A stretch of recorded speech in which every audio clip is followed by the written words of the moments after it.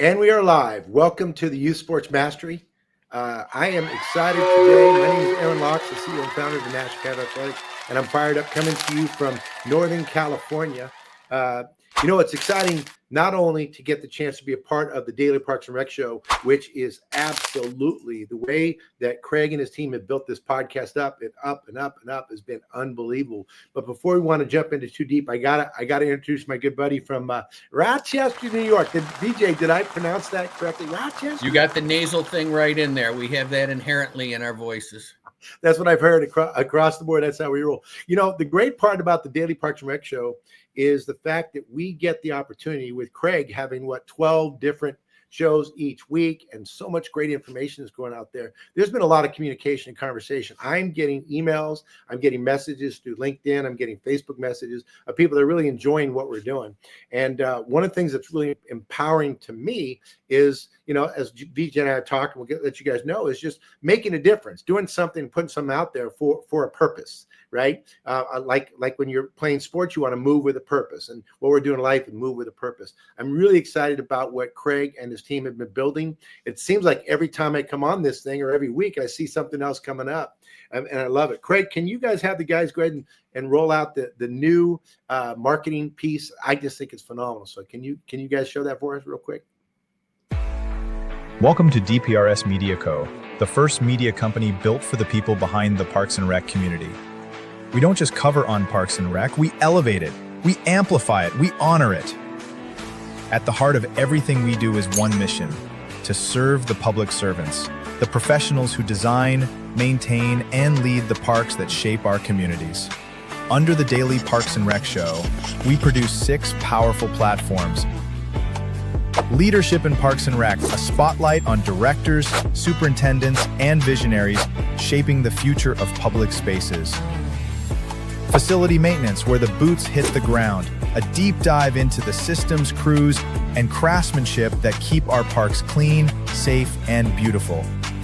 Young Professionals Network, shining a light on the next generation of Parks and Rec. Students, interns, and mentors sharing how we build a legacy together. Youth Sports Mastery, sponsored by National Academy of Athletics. This series is for coaches, parents, and rec leaders working to make youth sports fun, fair, and meaningful again. The Rec Room, hosted by the passionate leaders of Henry County Parks and Rec. This show brings frontline energy and real-life stories from the field. And the weekly Parks and Rec Post, our official newsletter delivering stories, insights, and community wins every week. We are DPRS Media Co., LLC, a media company with a mission to uplift the professionals who serve every community, every park, every day. Man, if I could get up, I'd give a standing ovation right now. That's awesome. That's really cool. I'm loving being a part of something bigger than ourselves. VJ, you've been a part of a lot of things that are bigger than yourselves. If you could just introduce a little bit about balance excellence, maybe your history, so they kind of understand why I'm so fired up, besides the fact I enjoy you as a human being, to share time with me today. Well, let's have some fun. Long time ago, I was a recruited Division I athlete. Then I got hurt in college, 2 concussions in a week, ended my career.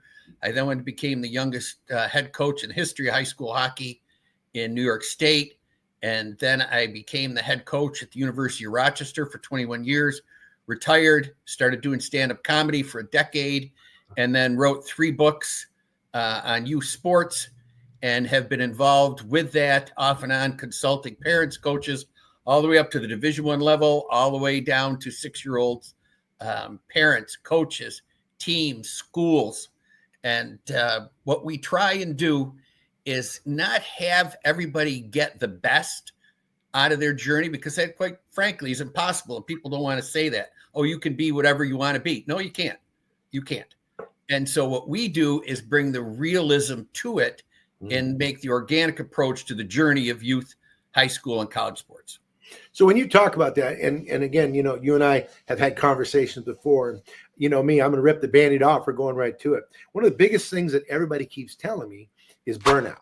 That these kids nationally, and you guys have heard the stat before, which is scary, In the 90s, even through 2005, 9 out of 10 kids played a team sport at least once a year, right? Under age 13, they played something more for the love of the game. They got to do it. Now it's like 5 out of 10. So what the heck is going on that all of a sudden half the kids don't want to do it anymore? So is it burnout? What's going on, BJ? Give me the lay of the land. Well, Aaron, you and I go way back. So once again, you're going to know I'm going to be blunt. It really doesn't have anything to do with burnout. What it is the program and the journey has been set up for failure. And Aaron, you and I have had many conversations, and I say this over and over again. I speak all over the country, physically, and all over the English-speaking world, virtually. I'm surprised you people are surprised. How did you think this was going to turn out when we sit these kids for 8 hours a day in chairs? We teach them things that they're not going to need in life. We take away gym. We've added physical education. They're testing 6-year-olds in physical education. They're teaching 6-year-olds the word personification. I've written 3 books. I've never used the word.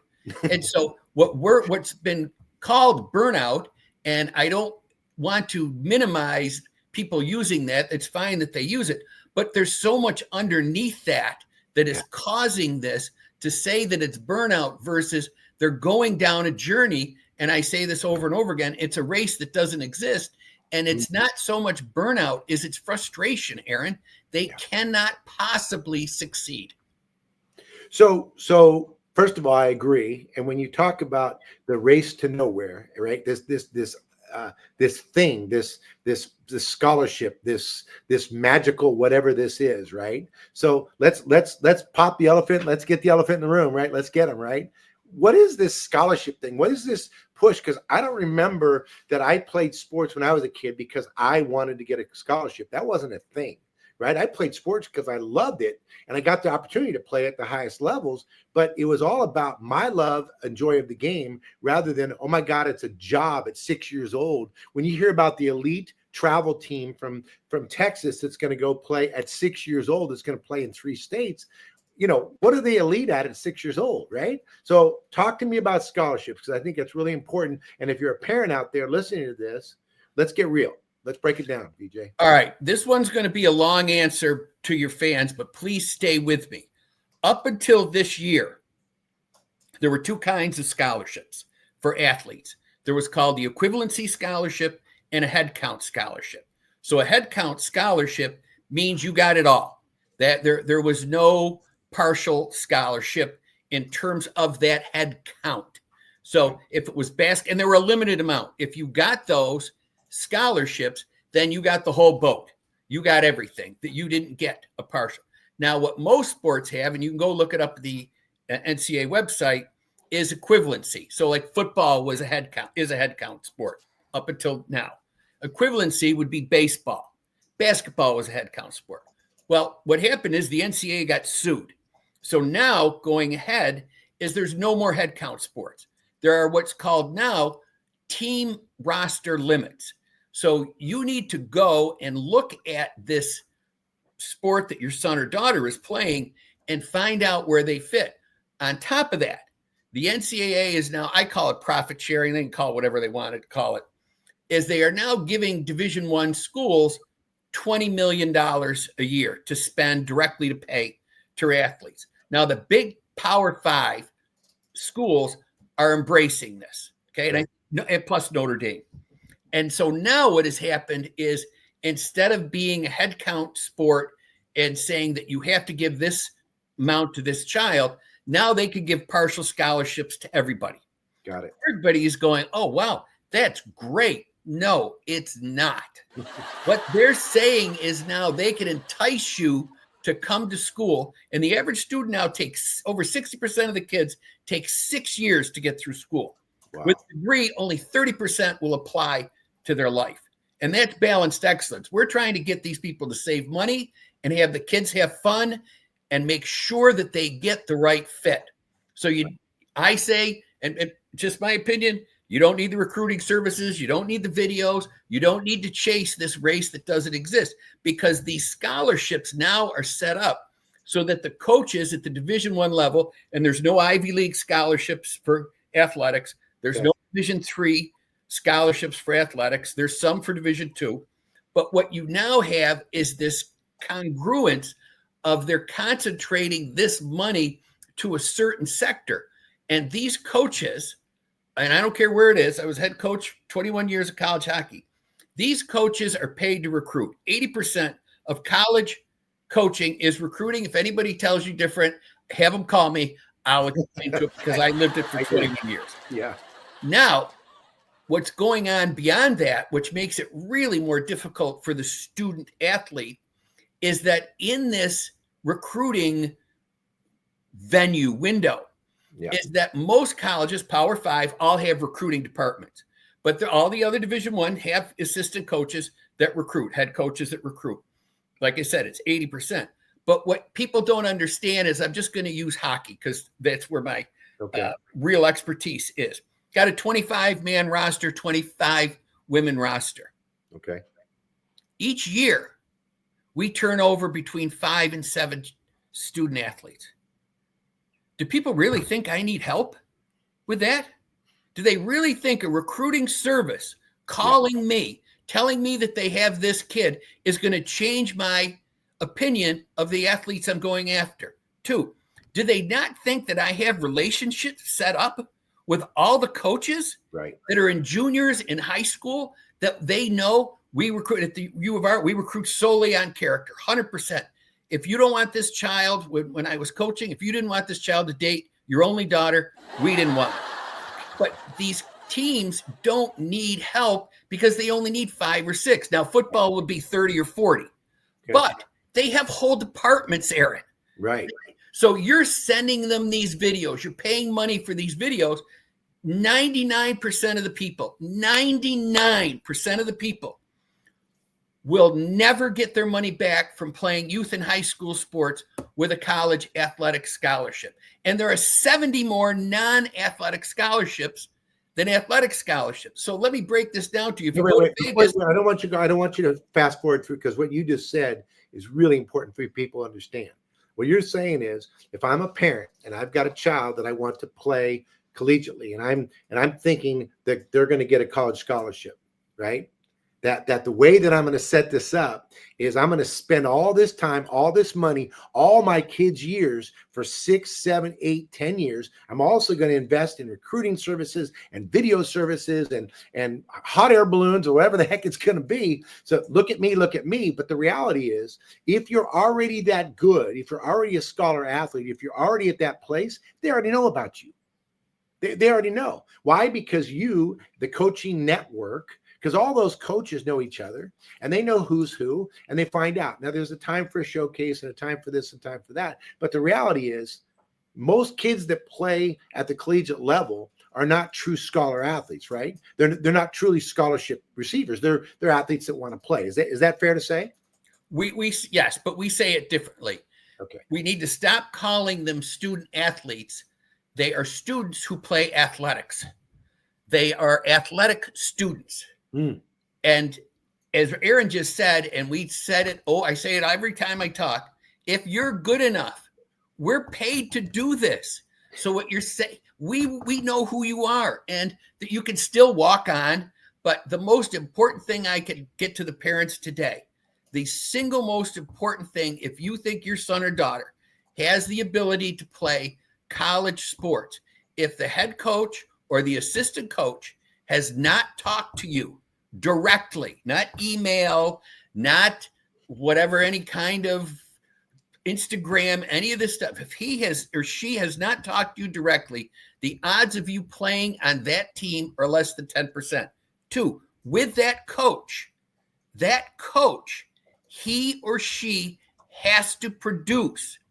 And if you think some random person is going to influence them in their job, just think in your job, at your work, wherever you are, mom and dad, you have some random person coming into you, giving you advice about how you should do your job. Right. How would you feel?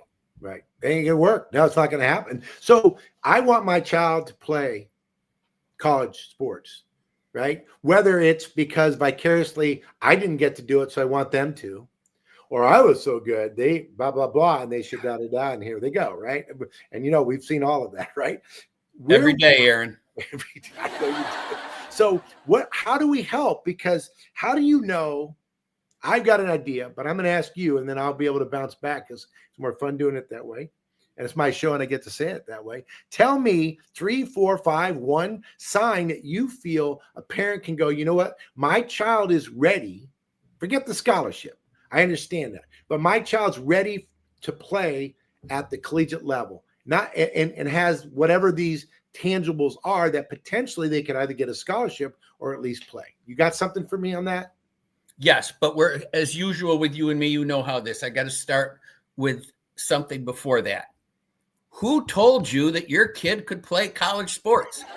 That's the number. Before we get to anything, who the heck told you that? What was it? The guy that wore the hat of the school? Was it the cousin's brother, sister? Or my favorite, was it the guy who's lying to you and told you that his son went to this school and got this scholarship and all this money, and you believed him only to find out he didn't, and you thought your son was as good as him, so if you went to this sport camp and this showcase and you did this, that, or the other thing, then because your son is better than his son, he would get the scholarship. That's the start. Now, for the parents, if that is there, if they are all county, if they are all state, if they are, because remember, it's now a global recruiting world. Right. It is not the United States. It's a global, if you get to that point, and I'm telling you right now, less than 1% get to it. Okay. If you get to that point, you don't have to. You are going to be told. If you are Division I good, you get a minimum of 3 or 4 offers. There's nothing the parent can do to get that. It's if you're good enough, you're going to get these offers. Now, set that up. Back to Aaron's question. If you now in your deluded brain think that your kid is the next Wayne Gretzky and the next thing, and it's only poor coaching, or it's only a matter of time, or it's only a video, then what you need to do is go talk to a college coach in your area that is in your son or daughter's sport. That's what you need to do. If he will see you, if she will talk to you. And you need to ask them bluntly, is this true? That's it. That's it. There's not 3, 4, or 5. That's it. You need to have an expert who does this for a living, who has no skin in the game, say to you, your son or daughter can do this, period. Otherwise, what Aaron just said in the beginning, it's all about you, and your journey through youth sports has nothing to do, nothing. I don't care how much you pay, has nothing to do and no bearing on your son or daughter's youth sports journey unless you force it on them. So what you're saying, if I'm hearing you correctly, so when the club, I don't know how you couldn't. Yeah, because the youth sports industry is now a multi-billion-dollar industry. $4 billion last I heard. There you go. So you're saying that if my child is going to play, they don't have to play on the elite club travel specialty one-off going and they don't have to do that. Nope. See, so what's the secret sauce? The secret sauce, you said, is just go talk to the local coach and find out if your child has the aptitude, has the physical ability, has the character, has all those things. And you know what I found is most of those coaches that are worth their salt, especially someone's been around more than 6, 7 years in the space, they're willing to give you the information because they want to help your child out because they're good people. Okay, that part is true, but that's not the main reason. They know if they do that, and they get the reputation of doing that, the diamond in the rough. Look, we don't do anything because we're nice people. Okay. I don't know where this came from. That's not how it's done. Otherwise, all we'd be doing is shaking hands like Aaron Locke, signing autographs, and shaking hands and doing that stuff. No. What they do is tell the truth, because now they know that if they do that, and I'm just going to use Mary Poppins, she has no interest in going to this school, but her sister, Debbie, is outstanding, and she is so sick of the youth sports thing. She found a coach who told the truth, and he gets them. I can't tell you, because I don't have the numbers, how many kids through my 21 years as a head coach that I got just from being honest and not a nice person, but a very good person, a truthful, honest person. And that's what you want. Right. And you know what? If I've got a son or daughter that's going to play, I want them to get that experience because, again, my mindset's a little different than many, but I want them to get the life experience that we want through the sport, not just for playing the sport, but the entire journey through that, which at the higher level you go up, it's true. The higher competition, you do get different pressures, you do get different experiences. And let's be honest, most of it's based on failure, right? And develop resiliency and all those things that come with that, right? Look, and I think it was Alonzo Stagg, but we had used this recruiting. I graduated 21 doctors and lawyers and 23 engineers. I thought that's how we kept score in my career. I have guys that I coached 30 years ago, but I mean, I was only 21, so I've been retired for 15 years now, is that they're coming to me telling me it's not about the hockey. This is what I learned from you, VJ.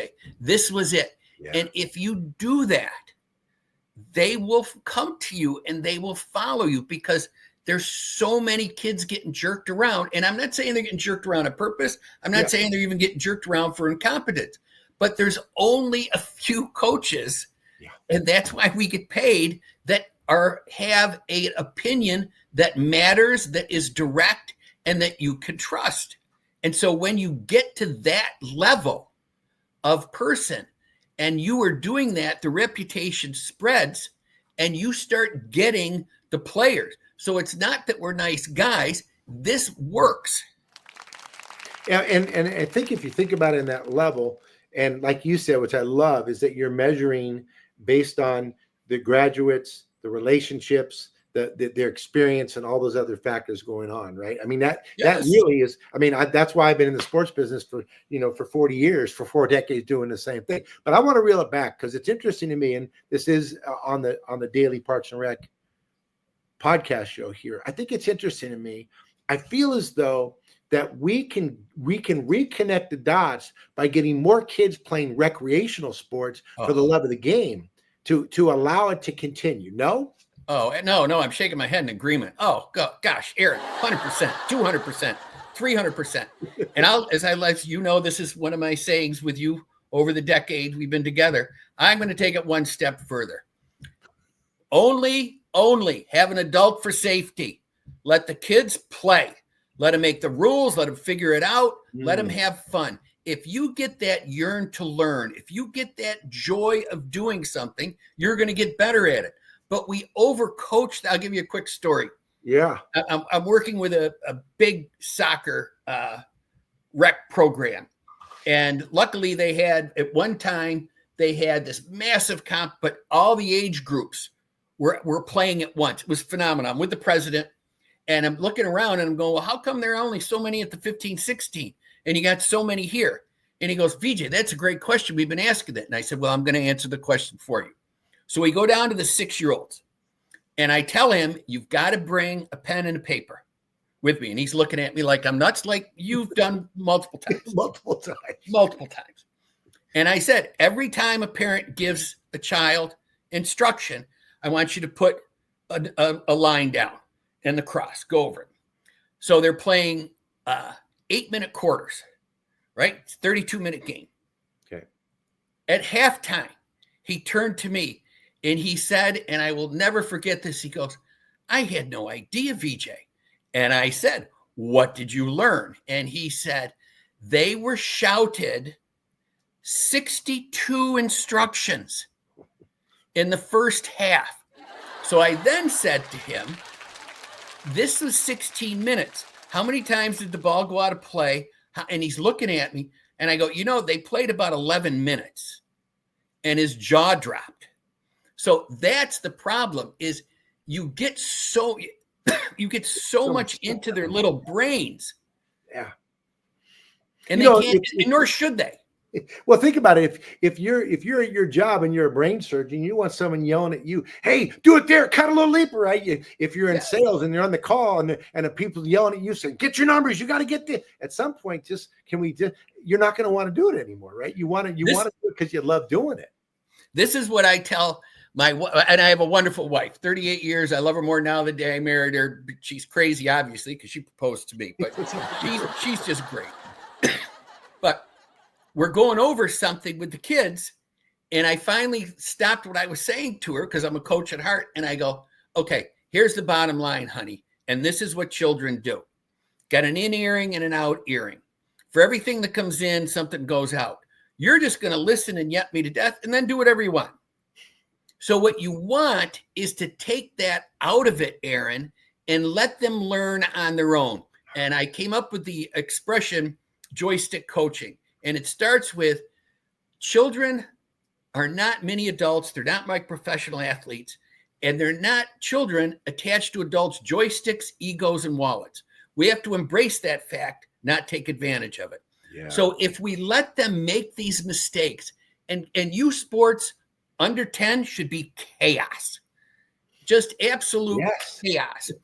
And there should only be cheering for both sides. I just got called into another baseball U10, I think it was.